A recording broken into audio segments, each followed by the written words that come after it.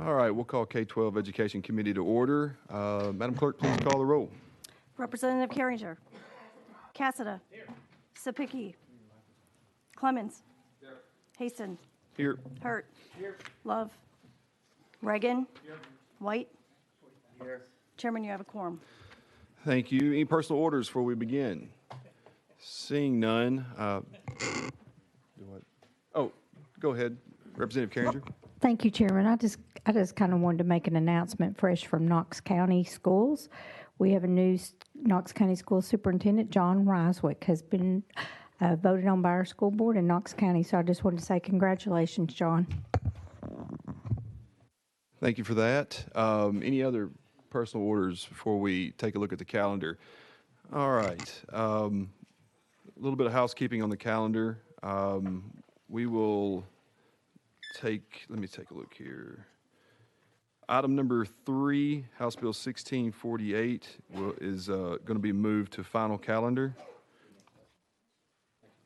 House Bill 1939, item number 4, House Bill 1939 is rolled for 2 weeks.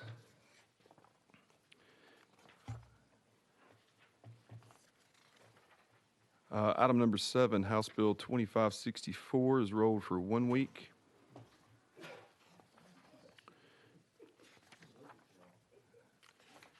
Item number 11, House Bill 2861 is rolled to final calendar. Item number 12, House Bill 2633 is rolled 1 week. Item number 13, House Bill 2630 is taken off notice. Item number 14, House Bill 2673 is rolled 1 week. Item number 15, House Bill 2341 is rolled 1 week.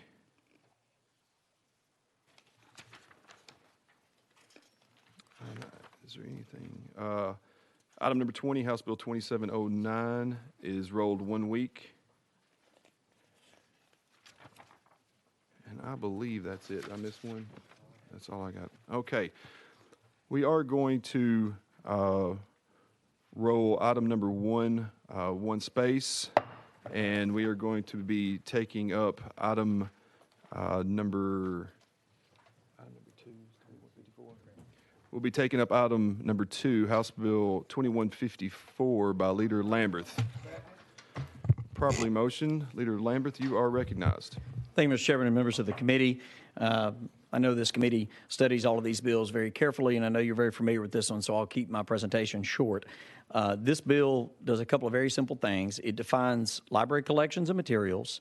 It develops a policy to review those collections that includes factors such as age and maturity of the students that may have access to them, a feedback process from parents and teachers and members of the community, and an annual review of those materials. It starts in the 2022-2023 school year, and that is literally what it does. It just provides a lot of transparency and a good process in place for the materials that are in our library collections in our schools in Tennessee. With that, Mr. Chairman, I stand ready for questions. Thank you for that. Any questions for the sponsor on the bill? No, this amendment that's on here will not be going on the bill. Any questions for the sponsor? Seeing none? I'm sorry. Representative Clemens, you're recognized. Thank you, Mr. Chair. I'm trying to get my head around. We don't not running the amendment that's on the thing. We're just running the bill as is. Is that correct? That is correct. Okay. And can I ask the sponsor a question? Yes, go ahead, Representative Clemens. Thank you, Mr. Chairman. Mr. Sponsor, Ms. Leader, what is the intent and the need for this piece of legislation at this time? Leader Lamberth.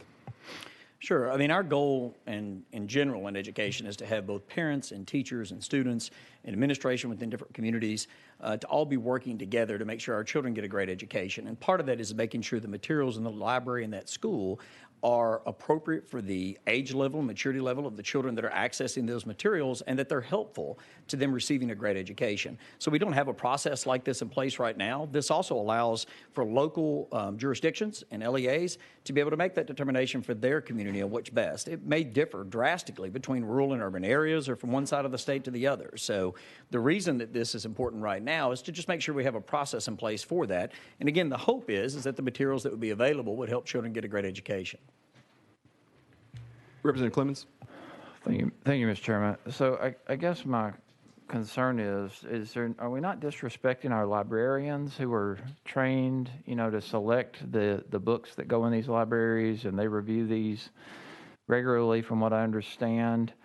So are we not, not only disrespecting them, but usurping the real authority of librarians to make these decisions based on their training and experience? Leader Lamberth. No, sir, not in any way, shape, form, or fashion. In fact, I spoke with one of my children's school librarians that recently retired, and she was very much a fan of getting parents and others involved in the process so that she can actually engage with them. And she gave me several examples over the years that she'd done that without a process, but she believed at least that this would be extremely helpful to just get folks engaged. I mean, she wants to have that conversation with parents about why a certain book may be in the library. I mean, it's not a one-size-fits-all. I mean, this is literally something where it would be a conversation on the local level between all parties involved, again, to ensure that those materials are helpful to children, not hurtful. One more follow-up, Representative Clemens. Thank you, and thank you, Mr. Chair. And so we're not running the amendment. The amendment had I believe, I'm not sure if it was this bill or another one, had the procedure for pulling the books off the bookshelves for 30 days, and then something like that. The bill you're running doesn't include that, and you've got some definitions in here for the county and the respective community to pick out which books are necessary. Are you not concerned about the wide disparities from county to county across all 95 counties as to the level of information and education which children receive from county to county, just based on what reads like a very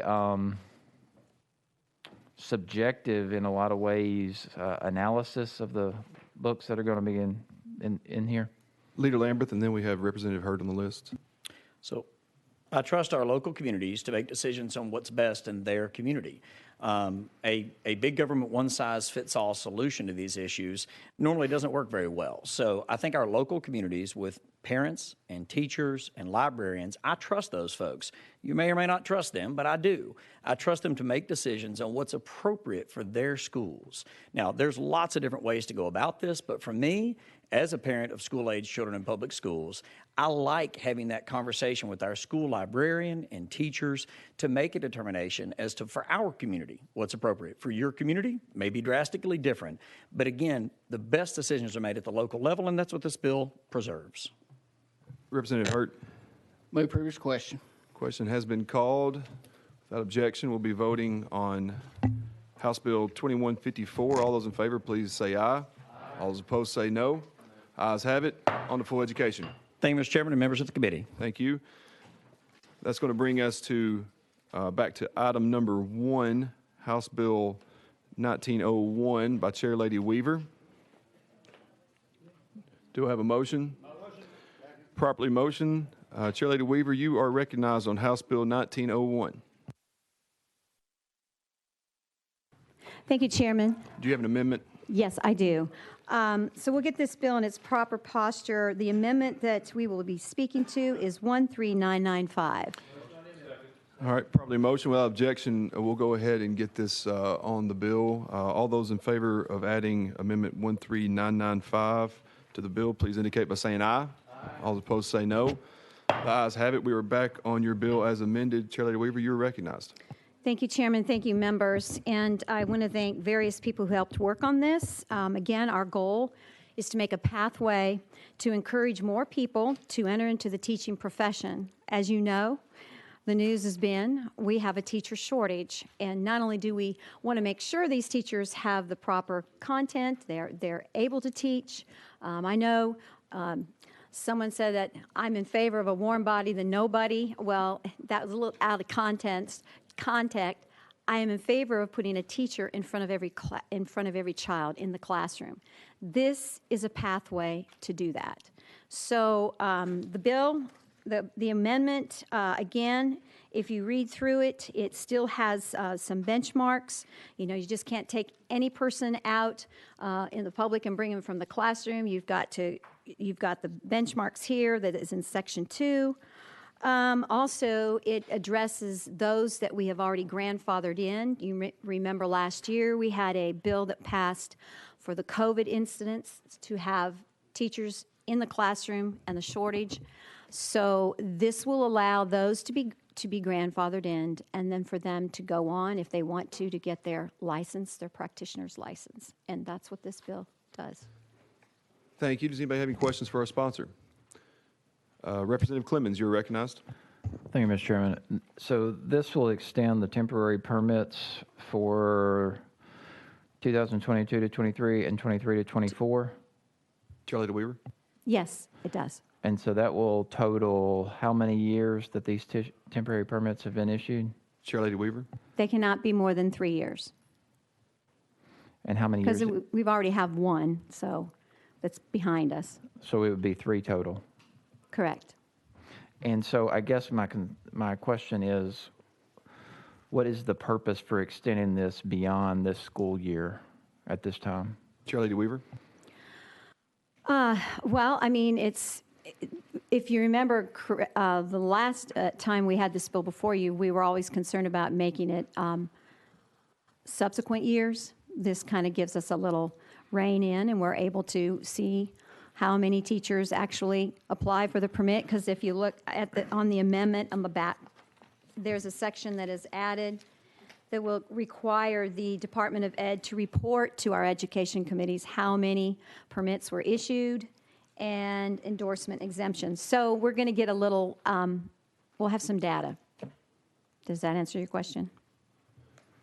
Representative Clemens, one follow-up. I guess the questioning last week was regarding, you said the purpose for this was because of staffing shortages or teacher shortages. So I was really asking you, what problem are you trying to address? And because it originally came up, in the scope of the pandemic, and there was a lot of issue there with various issues caused by the pandemic. But the vibe I get around here is that the pandemic is ending or it's over. So I'm just curious what the problem is you're trying to address with this by extending it another 2 years.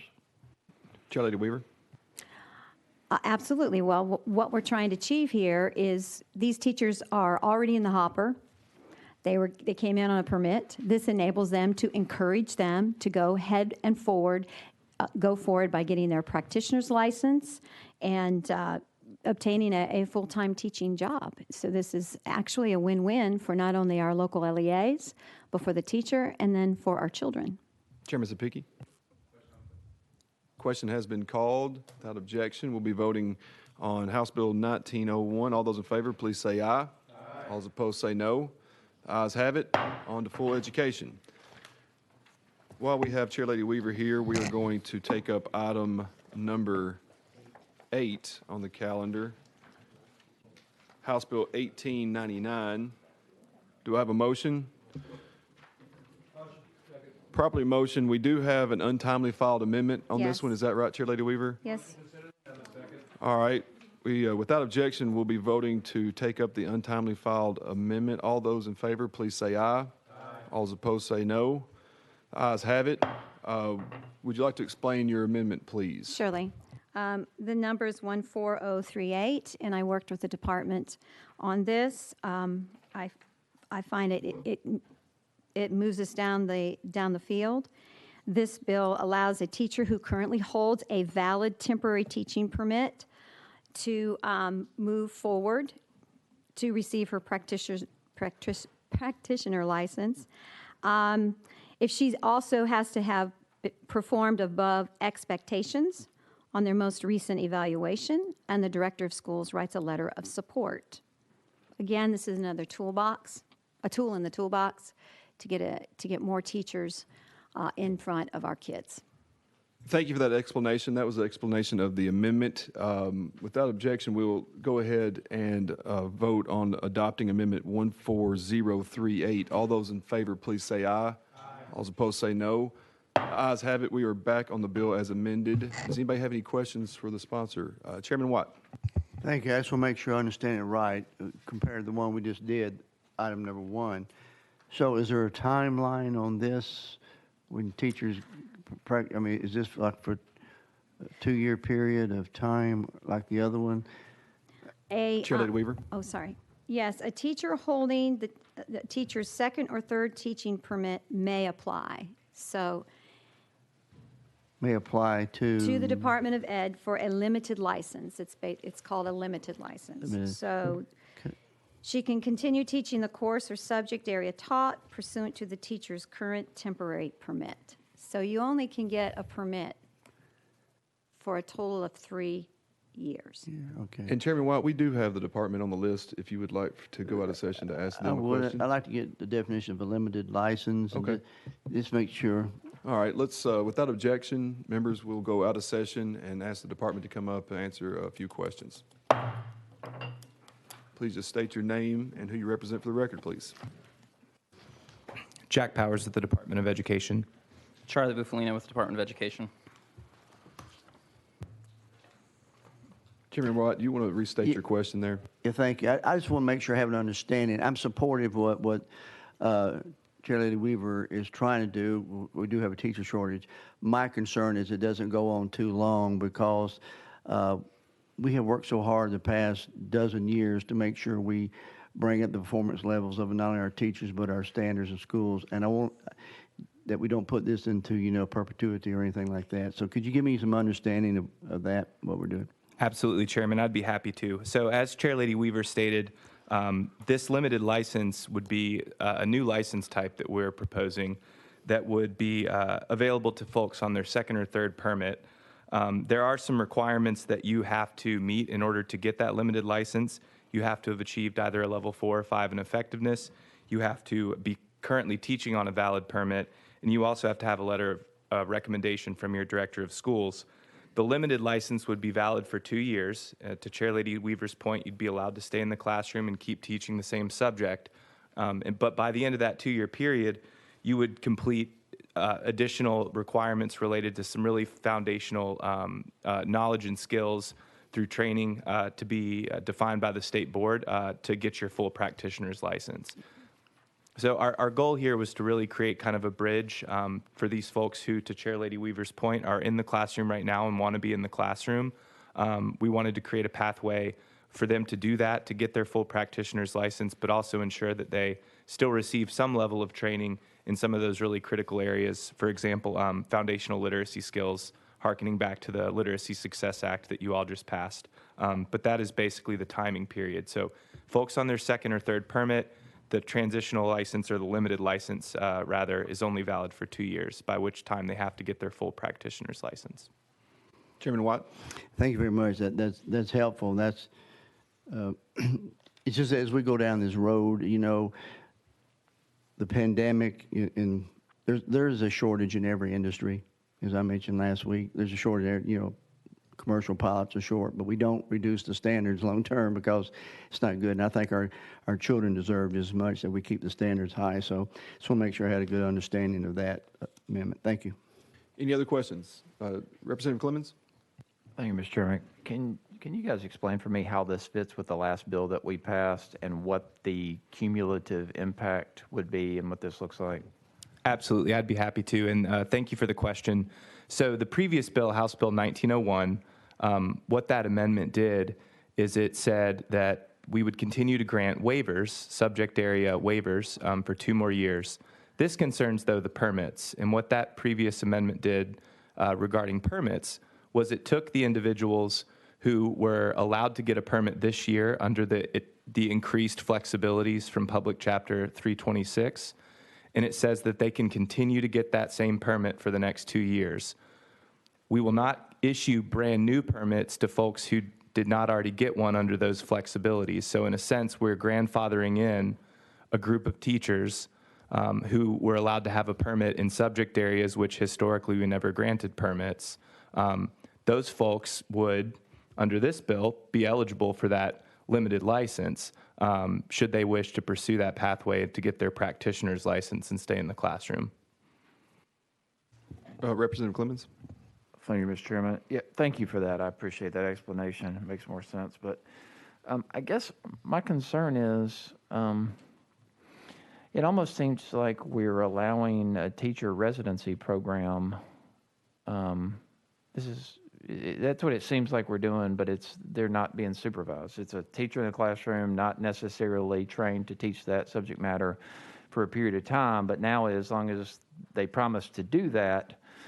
But meanwhile, the children that they have during that time period are not really benefiting from a fully qualified teacher.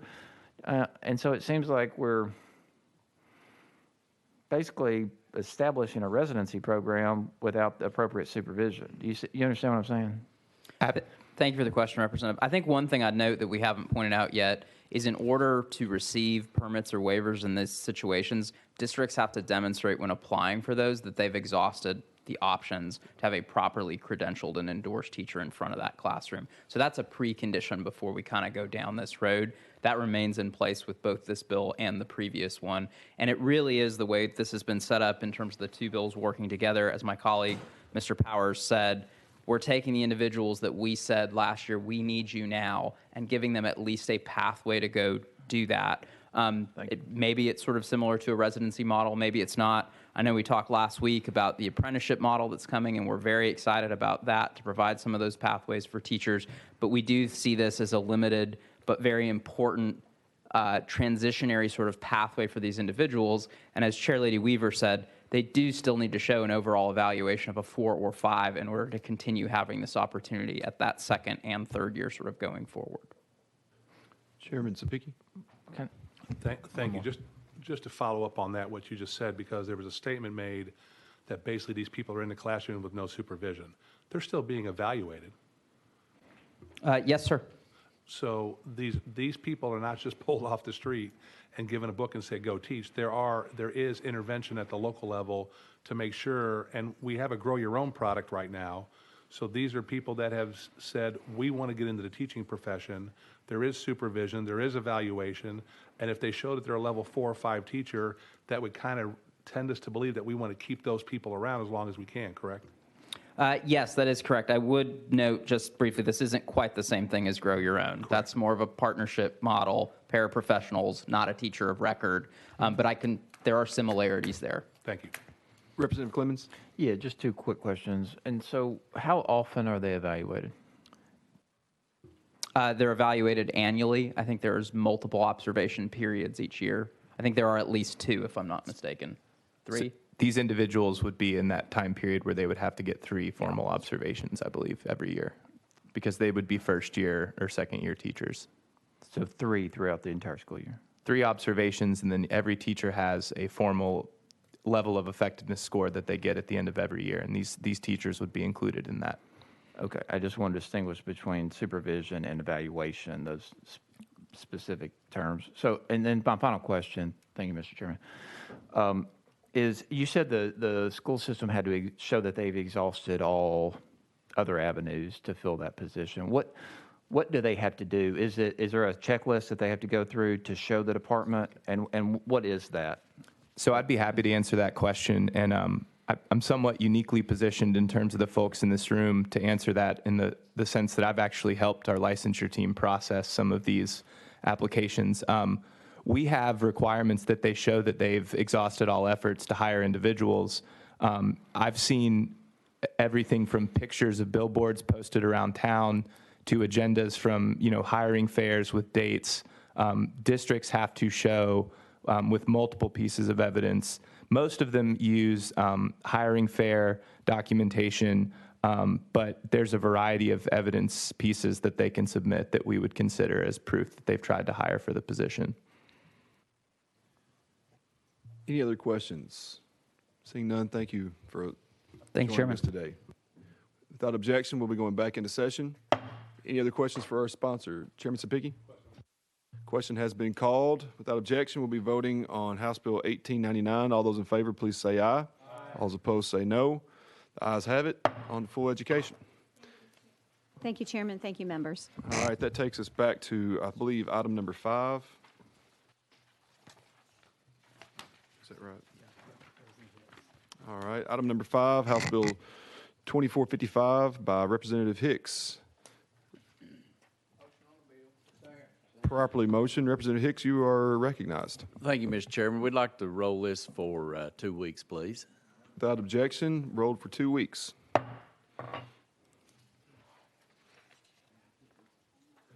That brings us to item number 6, House Bill 2062 by Representative Manis.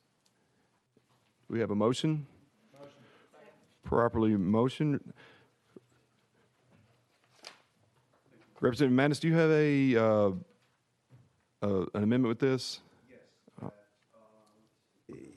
The tracking code is 013735. All right. That's what we've got. All right.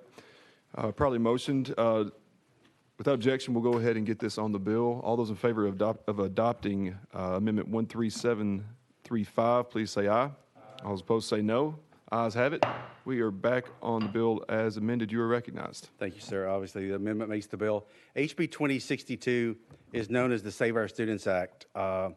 We all know that suicide is the second leading cause of death for young people from 15 to 24, and it's surpassed only by accidents. In 2015, our own East Tennessee Children's Hospital in Knox County saw 477 kids that attempted suicide. In 2017, that number went to 682. In 2019, 871. And in 2021, 1,505. The largest percentage of these kids would be female. They are from all over Knox County, so it's proven that it's not a socioeconomic problem. This is just some of the numbers from Knox County, but the numbers are very similar all across the state. HB 2062 would require that when any LEA issues new student ID cards for students in grades 6 through 12, then the LEA shall include on the ID cards the telephone number for the National Suicide Prevention Lifeline, the social media handle, the telephone number or text number for at least one additional crisis resource selected by the LEA, which may include the crisis text line or, if available, a local suicide prevention line. I guess, Mr. Chairman, I will try and answer any questions that the committee may have. Thank you for that. Any questions for our sponsor? Seeing none, we will be voting on House Bill 2062. All those in favor, please indicate by saying aye. Aye. All those opposed say no. The ayes have it. We're on to full education. Thank you. Thank you, committee. All right, that takes us to item number 9 on our calendar, House Bill 2388. Do I have a motion? Motion. Properly motioned. Representative Todd, you are recognized on House Bill 2388. Thank you, Mr. Chairman. I appreciate the opportunity. As you may recall, in the last couple of years, we passed legislation that allowed our local communities to recall school board members by a very elaborate process that has already been established in other areas of state law. And at that time, we passed it for only one county, the county that I represent, Madison County. And what this bill does, this removes that provision for that one county and would make this statewide. As most of you know and have seen over the last year especially, we have more and more concern from parents on the local level that they're not being fully represented, that they may have some buyer's remorse from folks that have run a campaign to be elected for school board and then changed their position on some things or misrepresented their positions. And so those members of our communities are wanting the ability to organize and to recall those members and replace them. So this simply gives them a mechanism. It's not very easy to do. It's a pretty high bar that is set in this legislation that we passed. And I think it needs to be that way. It doesn't need to be an easy process, but that's what this bill does. It's simply a one-line bill that removes Madison County from that provision and makes it effective upon becoming law. And but that's the overall implications of it. I'd be glad to answer any questions. Thank you for that. Does anybody have any questions? Representative Carringer, you are recognized. Thank you, Mr. Chairman. And I just want to state, you know, I represent Knox County, And we already have this in our Knox County charter. And my school board has been blowing me up about it. And I'm like, we already have this in Knox County. So I guess my question is, if this goes on and we pass it eventually on the House floor, how does it, and just to explain and have it on record, how does this affect Knox County and some of my other surrounding counties that already have it in their charter and all? We can already do this in Knox County is what I want to make clear today. This is not changing anything in Knox County. But for all the other counties, it is changing. And I represent all of Tennessee, but I represent my district, and this is already clear. We can do this in Knox County. So if this is passed, how does it affect those counties that already have the ability to do this? Representative Todd. Thank you, Mr. Chairman. Very good question. And as a matter of fact, a couple of years ago when I ran this bill to start with, in one of the committees that it came before, that was mentioned by one of the representatives from Knox County. And they even stated a scenario that they had encountered locally where 2 school board members were recently elected, then charged with and convicted of crimes that had nothing to do with their school board position, I understood. But if they had not had this provision in their charter, they would have been stuck with 2 convicted criminals on their school board to serve out their term and no way to replace them. And so this just gives folks, just like Knox County has had since their inception in their charter, I understand it's in their charter, that gives folks in the rest of the state the ability to do the same thing. So I appreciate you bringing that point and for clarification. Representative Clemens.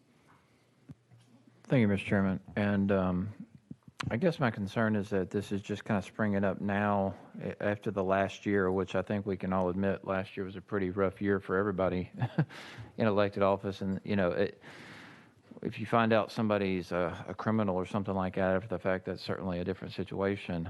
But what is the impetus behind this to really expand this statewide? Because you know, we all have a duty as voters to do our work and our research on for whom we're voting and all that up front. You know, so if we elect someone that is going to disappoint us, that's kind of on us as voters. So what's the impetus behind this, and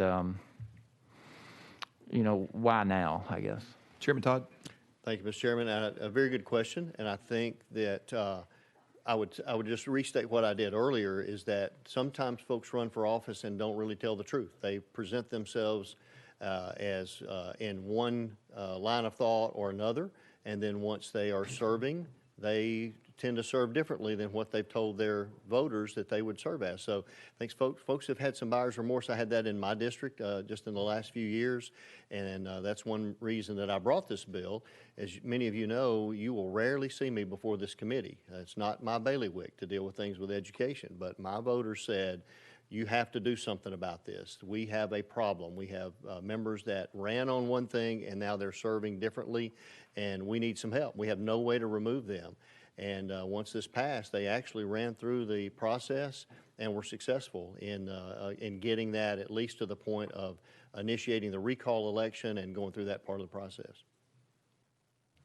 Representative Clemens, follow up. Yeah, thank you, Mr. Chairman. And I guess my question then is, you know, people reached out to me. They were upset about the governor. They were upset about a lot of people, you know, last year. And so why are we just focusing on school board members? Chairman Todd. Again, this was just requested from my district at that time, and I was pretty impressed with the high bar that this sets. It requires a very high percentage of the voters that put that person in office to even sign a petition, and then it goes on from there. So it's not an easy process, and it shouldn't be, I don't think. But I think the demand is still there. And I mean, most of us that watch the news right now, in the last 2 years probably, and especially the last year, have seen how school boards and other places have done things very contrary to what their voters that put them in office wanted them to do. And again, they don't know what those school board members are going to do till they get there, quite frankly. You don't know what you're going to get until they're in position to make those decisions. And that's when it's really triggered some of these conversations to say, wait a minute, that's not what you said you were going to represent. Vice Chair Hurt. Thank you, Mr. Chairman. Mr. Sponsor, just a couple questions here. And I've had different discussions on this, but what other local elected positions have I know it's mentioned earlier that Knox County has it and some other local have it. Are there others that you're aware of that are, I guess that would be statewide, that would have a recall provision?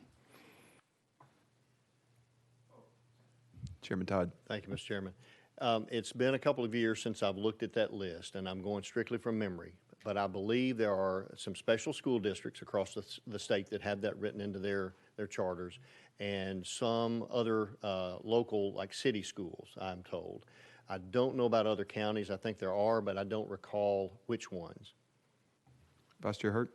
Thank you. And the last question, I guess, and you already touched on it at the end of your last answer, but the basis or parameters to get this moving forward, I mean, you said it's a pretty high threshold. Can you kind of tell a little bit more on that, on what this legislation would require to kick this into gear to move forward with it? Chairman Todd. Thank you for that question, and I realize that I don't have the notes from the original bill that we put into law, but going from memory on that, again, because this bill is real simple, it just removes Madison County, makes it statewide.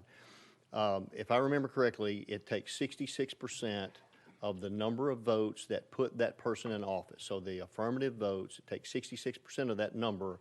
For example, if it's 1,000 people voted for them to put them in office, and it would take 666 or more signatures on a petition, which you can imagine, we have to get, 40 or 50 signatures on a petition to run for re-election, and to get that many hundred or more. I mean, some of these districts may be larger and have a lot more people.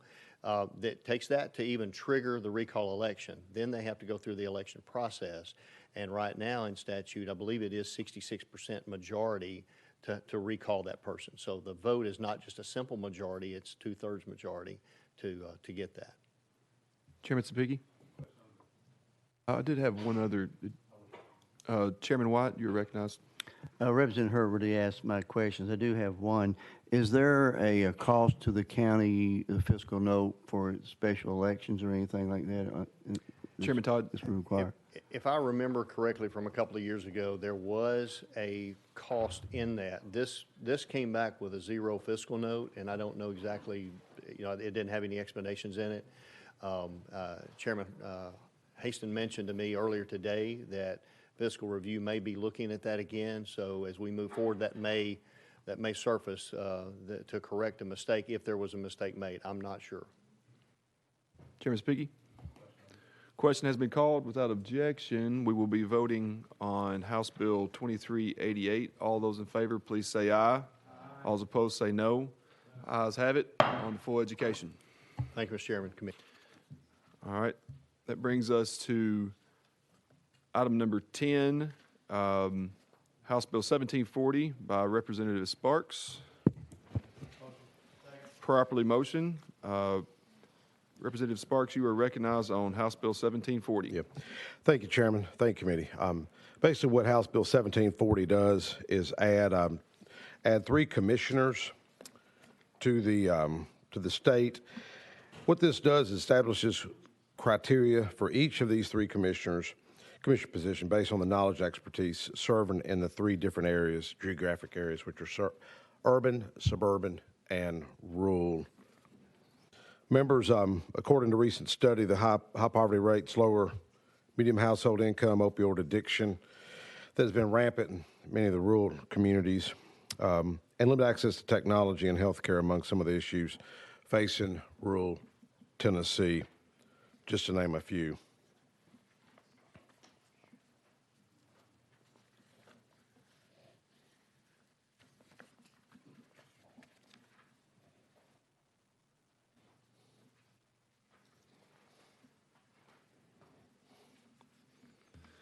You've heard the explanation of the bill by our sponsors. Anybody have any questions for Representative Sparks? Chairman Watt. I'm sorry, I'm just trying to get my head around this, and I didn't study this a lot. So DOE Commissioner of Education create 3 new Commissioner of Education positions. Yes. And their basic task is to kind of be a liaison between either rural, urban, or suburban. Yes, sir. And it creates a $500,000 fiscal note. And have you thought all the way through this as far as the funding and everything? Well, just, looking for y'all's feedback on this. What is DOE giving you any? My understanding, they're neutral on it. We hadn't had feedback on it from them. Okay. Well, They hadn't been opposed to it. Thank you. Any other questions for our sponsor? Seeing none, we'll be voting on House Bill 1740. All those in favor, please say aye. All opposed, say no. Ayes have it. On to full education. Thank you, Chairman. Thank you, committee. That takes us all the way to item number 16, House Bill 2138 by Chairman Watt. And I believe, does this have an amendment?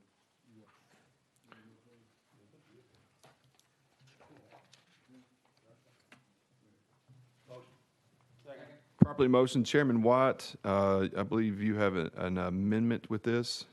The amendment should be 013702. All right. We'll go ahead without objection, vote on adopting Amendment 13702. All those in favor, please say aye. All those opposed, say no. The ayes have it.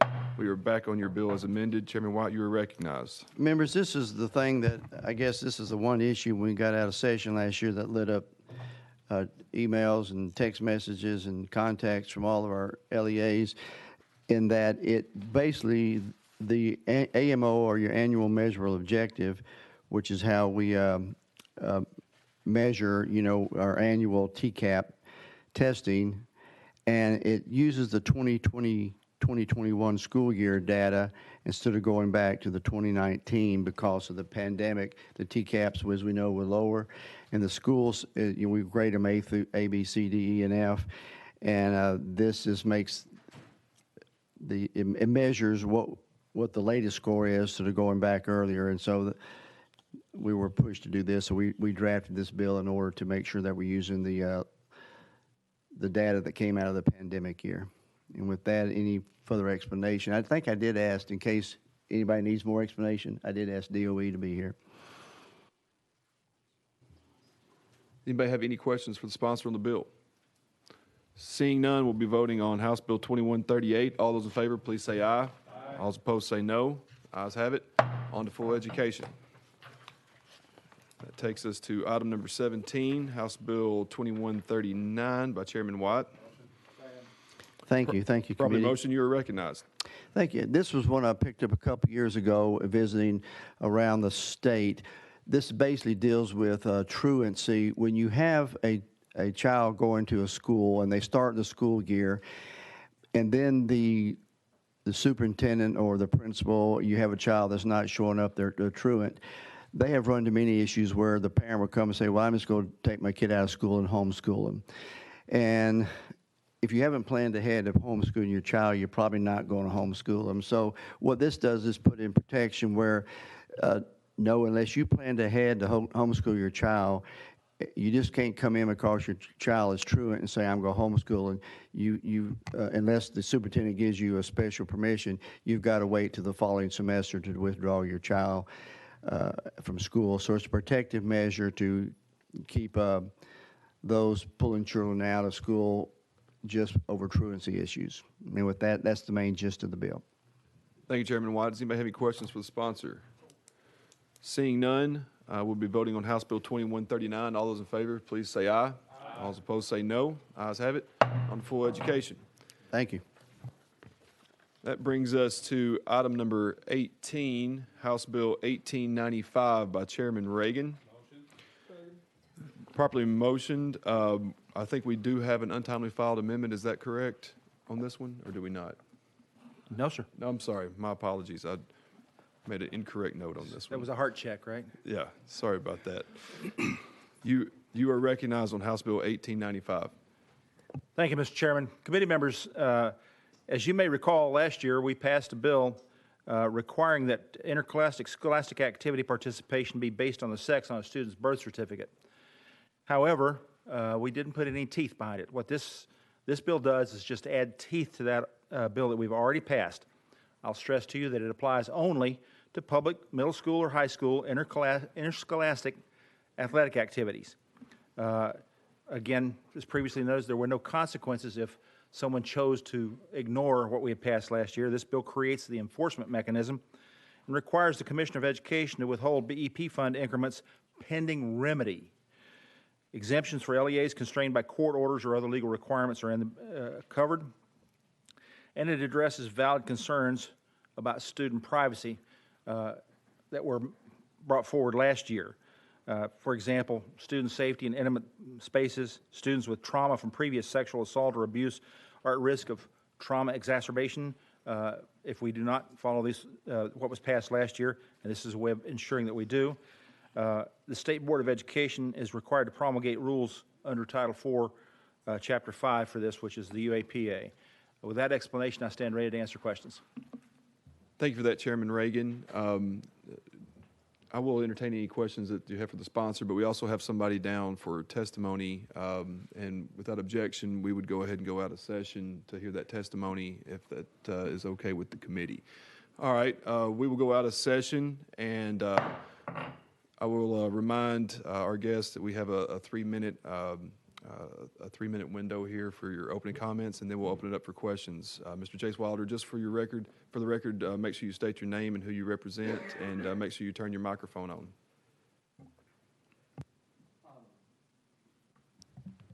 My name is Chase Wilder. I'll be representing Tennessee Equality Project alongside GLSEN Tennessee as the National Freedom Fellow. You may continue with your My name is Jace. As I just mentioned, I am a transgender man who was raised in Pegram, Tennessee. I'm a senior at Belmont University studying political science and public health and will be pursuing my master's of public health. I previously worked in this legislative body and as the U.S. Senate Health, Education, Labor, and Pension Committee policy intern. And today we're discussing House Bill 1865. As Representative Reagan had mentioned, it brings up logistical and practical issues, however, as it yet again targets our student athletes who just happen to be transgender. First, the original legislation is in the middle of legal litigation. LE versus Lee, which was first filed for forcing public schools to discriminate against their own students, is being battled as we speak in federal district court. But TCA, this bill is substituting, only raises more concerns for potentially more and worse litigation, which will continue to waste our taxpayer dollars. I highly encourage this body not to pursue action in regard to this bill or any other bill regarding the original legislative matter until the courts have reached a decision. But that also leads us to a practical matter, which is what are we truly solving by spending time on this legislation yet again that just reminds a young group of vulnerable individuals that they are not welcome in their schools? What message are we sending about their government and who they represent or who they don't in this case? What are we sending a message about when we say that we want small government, like was mentioned earlier by Representative Lamberth, but here we are overstepping into schools and enforcing and politicizing our children? We should be focused on empowering our student body, not finding ways to divide and tear them down. These kids are being put in the middle of political battles and being used as pawns. These children are our future. They are our doctors, they are our lawyers, our athletes, and future leaders. We need to be spending our time helping them. And if this body decides to pursue with this action, it will be only on political motive. And as you very well know, you do not represent only those you agree with, but those who you do not, and those who can't vote for you yet. So this building should be the home for all Tennesseans. And today, we have to make a conscious decision on if that is to remain true. So please, with both these practical and logistical issues in mind, I encourage you to at least wait until the litigation is complete and vote no today on this bill. Thank you. Thank you for your time. Does anybody have any questions for our guests? Chairman Watt? No, no question, but I just want to say I respect all young people who come up, and I appreciate that you've come here and presented yourself in front of the committee. That's good for our young people. Thank you. Any other questions? Thank you. Thank you for your time. Thank you. We will be going, without objection, we'll be going back into session. And does anybody have any questions for our sponsor of the bill? Chairman Sapicki. Thank you, Mr. Chairman. I'm trying to clarify on this, Chairman Reagan. We're not changing the law that's already passed. Is that correct? You are correct, sir. And, Mr. Chairman? Chairman Sapicki. So what we're doing is we did not put an enforcement mechanism into the bill that was passed already by the General Assembly. Is that correct? Chairman Reagan. You are correct, sir. Okay, thank you, Mr. Chairman. Representative Clemens. Thank you, Mr. Chairman. Just one follow-up issue. I think Mr. Wilder said most of it best. So I'll just ask, earlier in this committee, it was said on bills that we voted in favor of, or some voted in favor of, that locals know what's best. And, last year when this bill that was passed came forward, I expressed many concerns. And that was one perspective, because local schools and LEAs were handling these issues to the extent they arose, and the sponsor at that time couldn't even identify a single instance where this had been an issue or contested. And so now we're wanting to punish locals for doing what they think is best by denying BEP funds. So my only question is, why are we doing that, and what's the intent of that? Chairman Reagan. Thank you, Mr. Chairman. Why are we doing that? Because it's the law. We live under the rule of law. That's the way the system is. And, sir, as you practice at the bar, I would assume that you know disputes are litigated, not taken in front of committees. That said, the reason we're doing this straightforwardly is because of all the things you've seen in the news. Take, for example, a swimmer who claimed to be a transgender swimmer who basically destroyed all the female records in swimming. Prior to that, in the state of Massachusetts, a transgender runner destroyed all the female records in track. Quite obviously, there are more examples I could cite, but that's clearly not fair to our female athletes. Beyond all that, completely apart from what you read about in the news, there's the XY chromosome. Every cell of your body, down to your fingernails, is encoded with XX and XY. It's reality. Any further questions for our sponsor? Question has been called. Without objection, we'll be voting on House Bill 1895. All those in favor, please say aye. All those opposed, say no. Ayes have it. On to full education. Make sure to record your no with the clerk if you'd like to be recorded as a no. That brings us to item number 19, House Bill 1759 by Chairman Reagan. Properly motioned. Chairman Reagan, you are recognized on House Bill 1759. Thank you, Mr. Chairman. This bill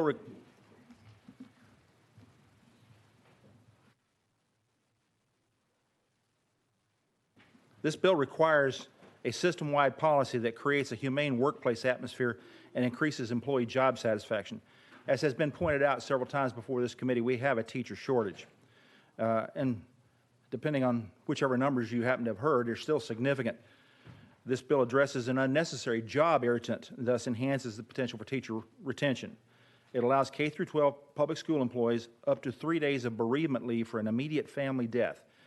The 3 days is arrived on if the family death is not in the local area. For example, we have teachers in our school systems that may have family members in states very far removed.